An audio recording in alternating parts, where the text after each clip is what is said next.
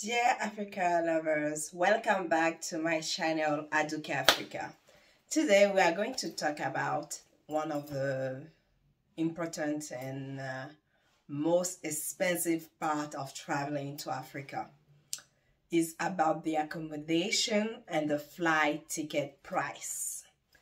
Lots of us find it expensive, and you are right. Flight ticket from wherever you are in the world to Africa are expensive, and some places in Africa have great accommodation, but it's very difficult to find the middle prices. Like either you go luxury and it's very expensive, or either you go on budget and you don't have the quality and you are not very comfortable in the accommodation where you get. So there is more and more people developing Airbnb in Africa, making it quite cozy. A lot of people from diaspora trying to find solution to this. But for me, the way we see the issue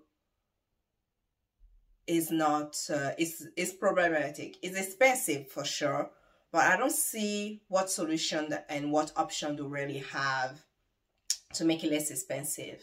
Since we are not a lot of people flying over there, there is a monopoly on the travel company who goes wherever they want in Africa, and we have fewer choices. So as a person from the diaspora and as an African, we feel a bit stuck, and we are more eager to travel to less expensive, more affordable destination than to visit a country of origin or any other country in Africa.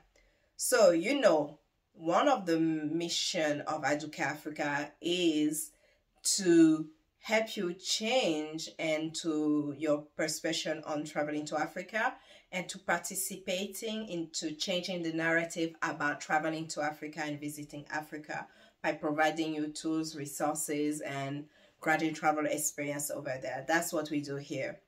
And I hear your complaint about the price ticket, the price of the accommodation, but the activities are affordable, and the food, if you eat local, is very affordable. But to get over the fact that we are overwhelmed by the price ticket and the accommodation price, sometimes very difficult to find something just correct in the middle, let's think about the benefits that we get from there. Like, if we stop and restrain ourselves from traveling to Africa because of the price ticket, because of the expenses, because of the accommodation, if you don't have the money, I can understand. But if you can afford to go to Latin America, I think you can afford to add a little extra to your budget to visit your African country of origin. And we must not stop to the price ticket and to the price of accommodation or to any expenses. We live out of Africa, and if you want a better Africa, we need to be part of it. We need to participate to the economy at some level. We need to go there and visit and make our own narrative. We need to be the sources. We need to be the one rewriting the story and telling our adventure and our own story and our own experience. We cannot let everybody speak on her behalf. We need to speak on our own behalf. So for that, you need to go and experience by yourself, because at the end, who will be the biggest? The bigger loss will be on us, African, at the end. If we let those reasons keep us out of our country, we are the one missing on our heritage, on our culture, and our history.